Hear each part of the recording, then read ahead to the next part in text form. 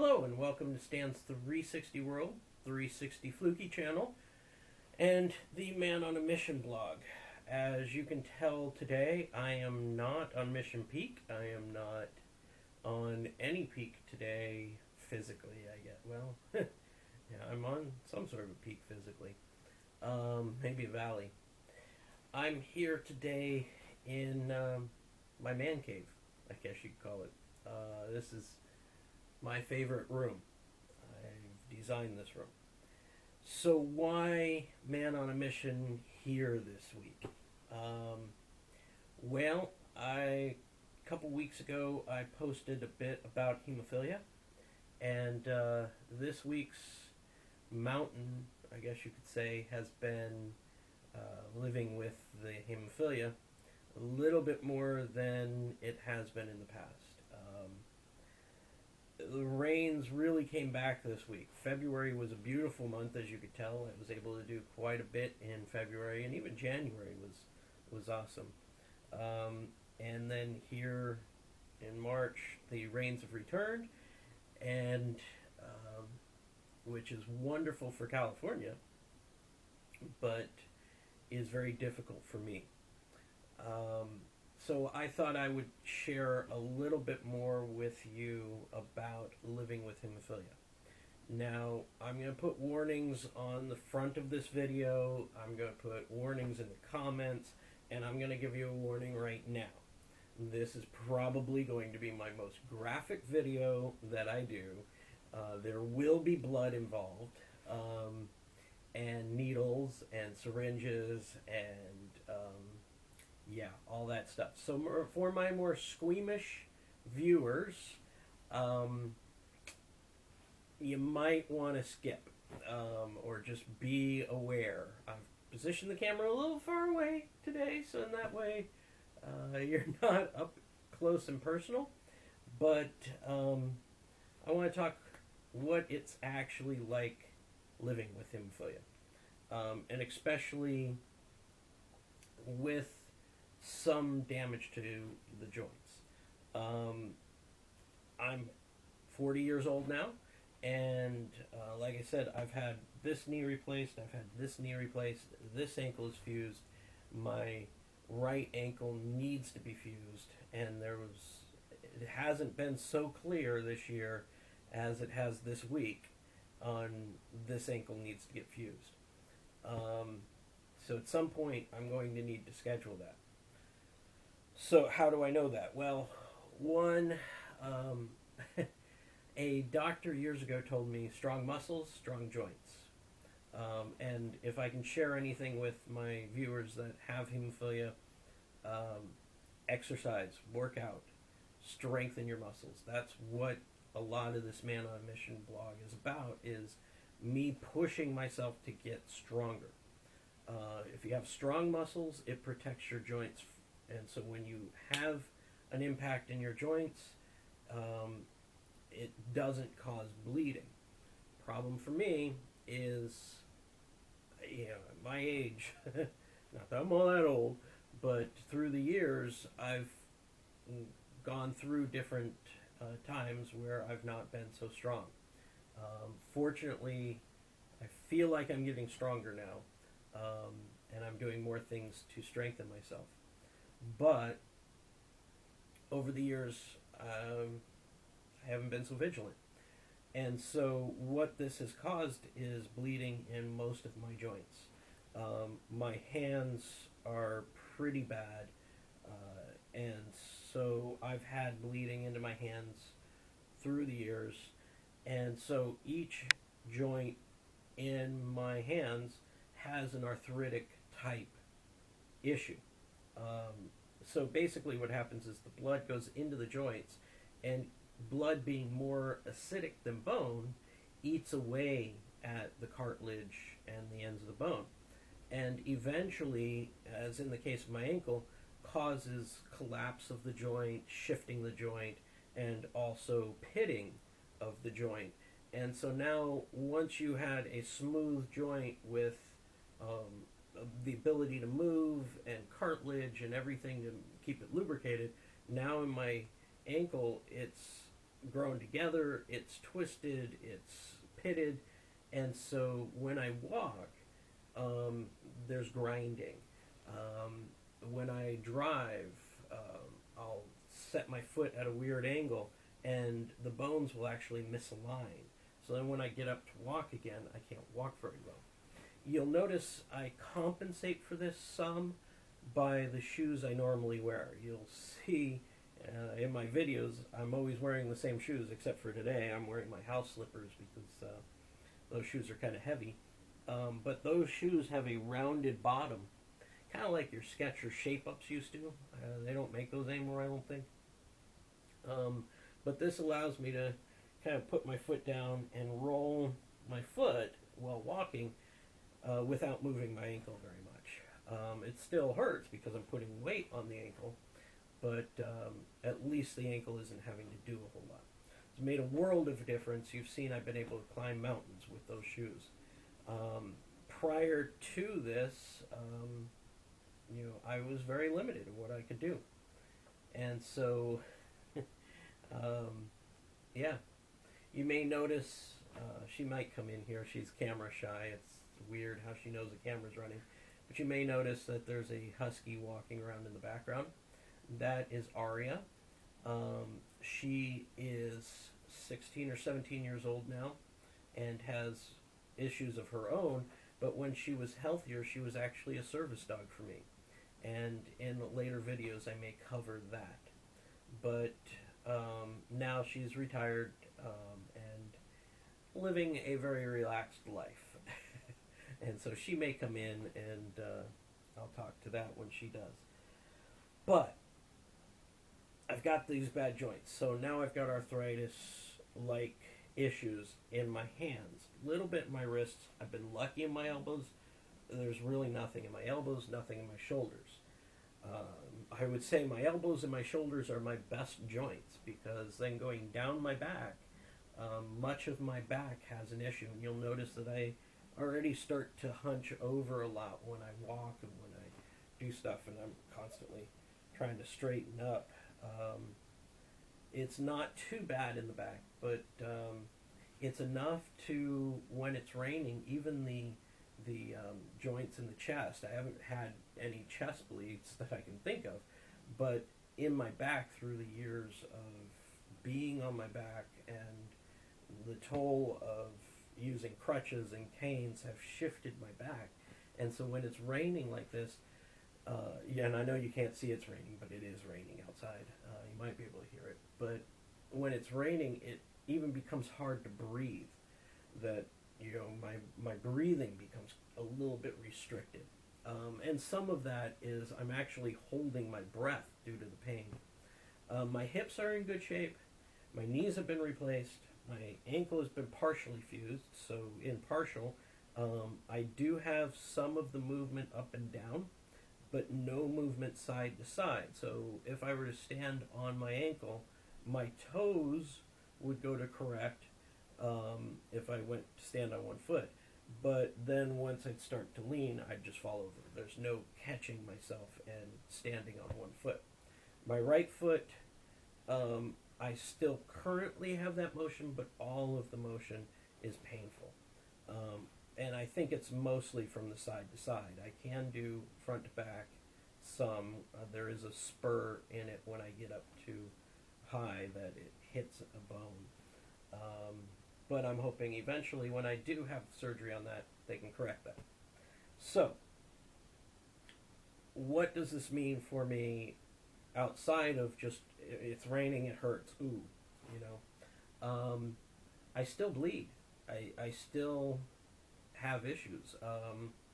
If I'm walking too much, like when I've done Mission Peak, when I've done Castle Rock, I've come home and the next day I can't walk. My ankle is swollen. My joints are swollen. My muscles are tender, and I've had bleeds in the muscles. I've had pooling of blood in the ankles, and so my Sundays have been very difficult. And I have tried to get better by Monday so I can get back to work, but it hasn't always been the case. And this week was a rough week. Castle Rock was a lot of fun. Took a bit out of me, and I did bleed some. And then if there's any crazy incidents and stuff, I bleed.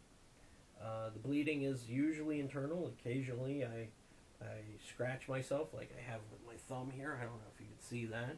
I took a chunk of skin out of my thumb while I was fixing something. That bled for a while. I've cut myself shaving. That bleeds for a while, depending if I haven't taken my medicine for 2 or 3 days. If I cut myself, I'll bleed for 2 or 3 days until it stops, it seems like. So, this is where it becomes a little bit more graphic. I'm not quite at the blood part yet, but what I wanted to show you is my medicine. This stuff is a godsend. This is the part of the blood that I'm missing. It helps me stop bleeding. Darn. Well, in another video, thing I love is you have to open the boxes, so I have to get a knife. Notice the bleeder collects swords. Yeah. So it's a fine dance that I do between, and that's why I love the swords, is it's a fine line between being healthy and bleeding. And I am visibly attracted to that in what are swords and knives. And so I started collecting knives when I was a kid, and then that was my gateway into swords. And I love the stories behind them. And you can see my tapestry there. I love medieval history in that time frame. A knight in shining armor is an untested knight. Knights in armor would live in their armor.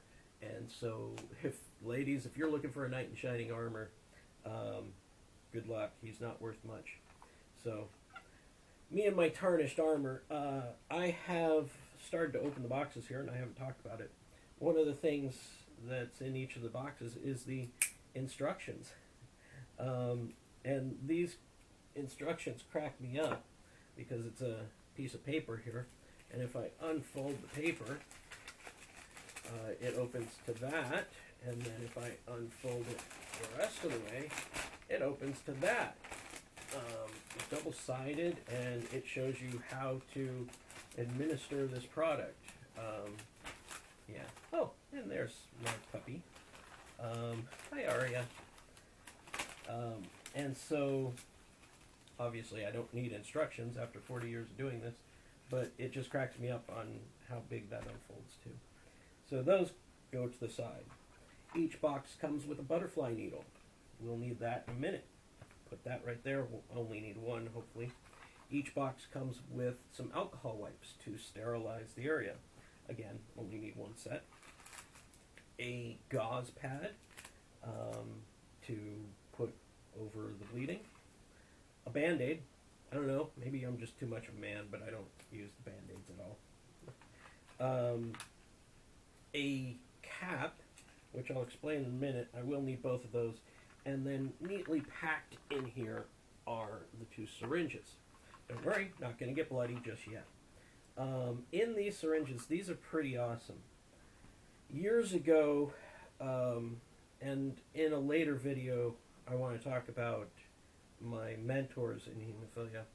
But years ago, to take this amount of medication that I'm going to take, it would have taken hours. And the syringes that we used were huge. Now, it's measured in cc's, as in, I think it's fluid centimeters. I don't know why it's cc. I don't know. I'll look it up. You look it up. I don't care. That was a cap off the top, before and after. And these vials now, here, I'll hold it up nice and close, have, 10 cc's of liquid, and then a powder, I know it looks like it's floating there in the middle because it's kind of wedged in the glass, but there's a powder, and then there's a little notch on the side of this glass vial syringe. And I screw on a stick there that's like a plunger. I then get the cap, and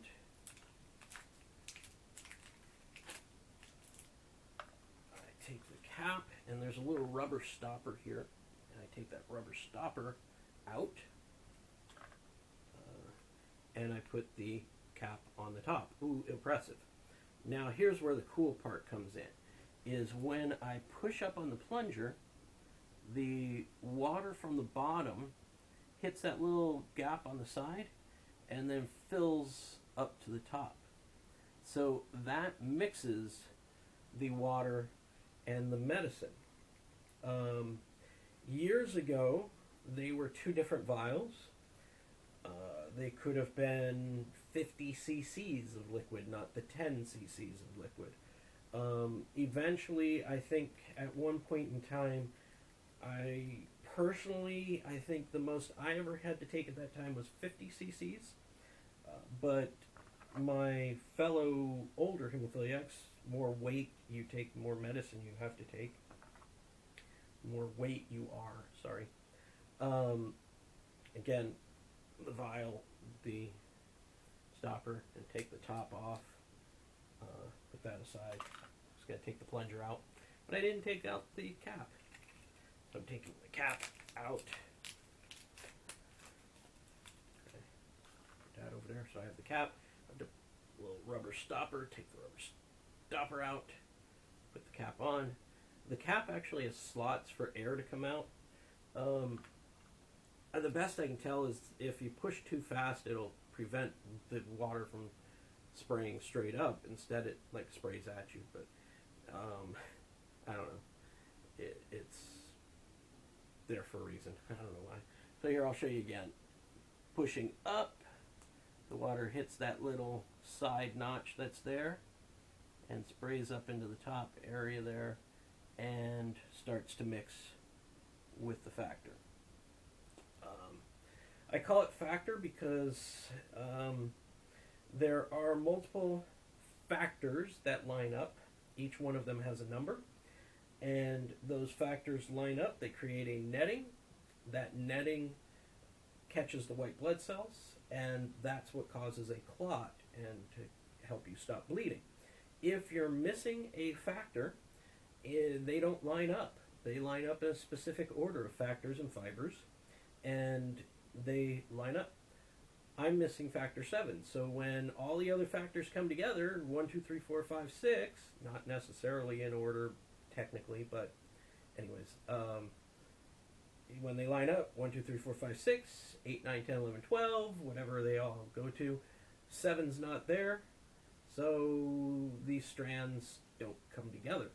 And so then netting is not formed, white blood cells go by, and I continue to bleed. So, now I've got 2 glass syringes of factor 8, the one that I'm missing. Did I say factor 7 earlier? It's factor 8. Yeah, anyways. Factor 7 is a thing, not mine. I'm missing factor 8. Okay, so all that goes up. So now I'm down to my essentials here. One other thing. You need a tourniquet. I'm going to put the tourniquet on. Warning does not need to quite apply yet. Tourniquet goes on the arm. Over the artery, the veins come down, and it cinches off, and so the vein pops up a little bit.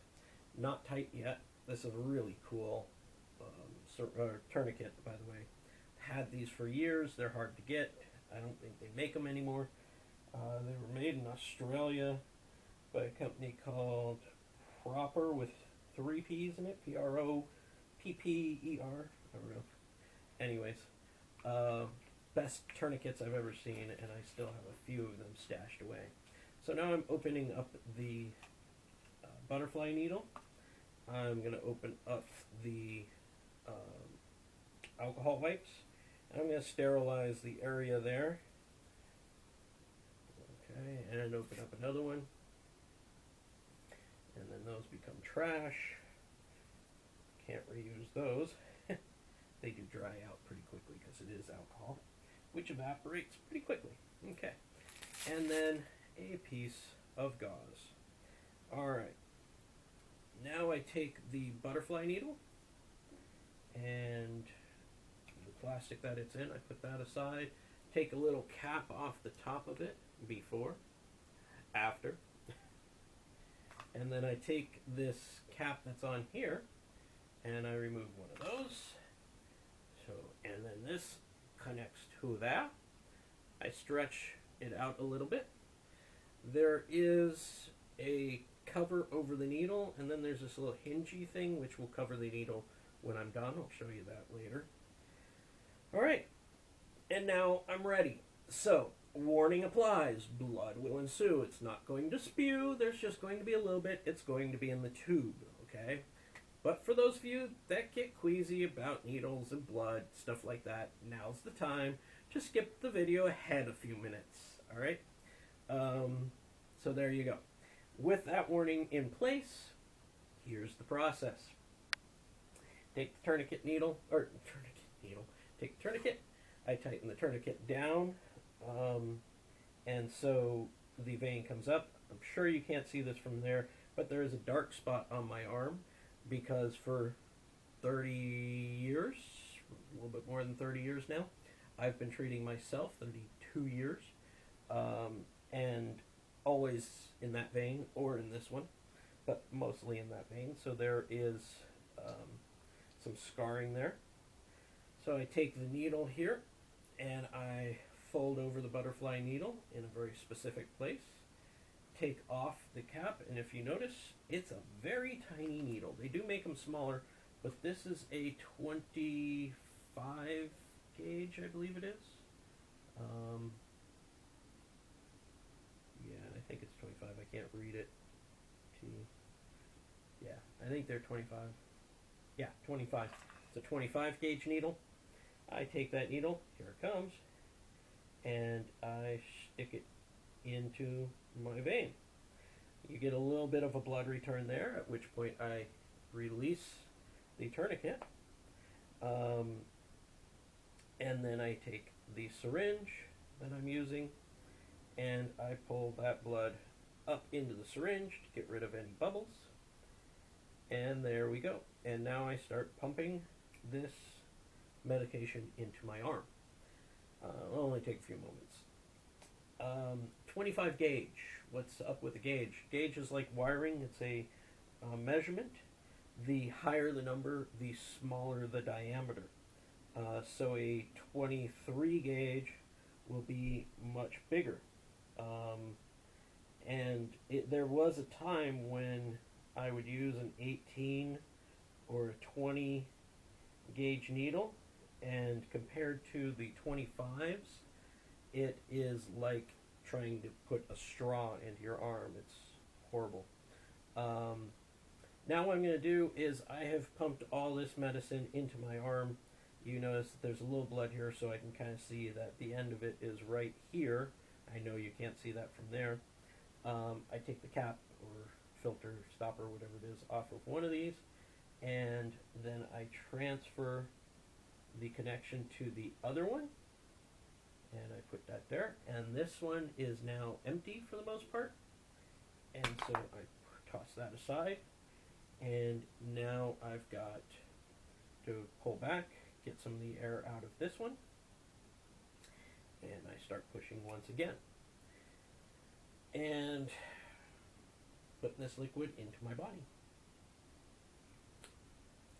So fortunately, oh God, gotta sneeze. Yeah, life happens. Didn't affect anything. I'll pull back just to show. Still in the vein. If I were not in the vein, this would pump into the cavity or pump between the layers of skin, and I would feel a pressure and also a little bit